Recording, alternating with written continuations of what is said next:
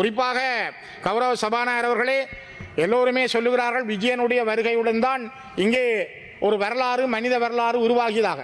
ஆனால் இங்கு 5000 ஆண்டுகளுக்கு முற்பட்ட மனித எலும்புக்கூடுகள் கண்டுபிடிக்கப்படுகின்றன. புலனறுவையிலே கண்டுபிடிக்கப்பட்ட மனித எலும்புக்கூடுகளை நீங்கள் ஆராய்ச்சி செய்து பார்த்தால் 5000 ஆண்டுகளுக்கு முதல் இலங்கையிலே மனித இனம் வாழ்ந்திருக்கிறது. ஆகவே இந்த நாட்டினுடைய பூர்வீக சொந்தங்களான சிங்கள, தமிழ் அந்த அடிப்படையை கொண்டவர்கள் பூர்வீகமாக இங்கு வாழ்ந்திருக்கிறார்கள். அந்த பூர்வீகமாக வாழ்ந்தவர்கள் இயக்கர்கள், நாகர்கள் என்ற அடிப்படைகள் கூட இந்த மண்ணிலே வாழ்ந்திருக்கிறார்கள்.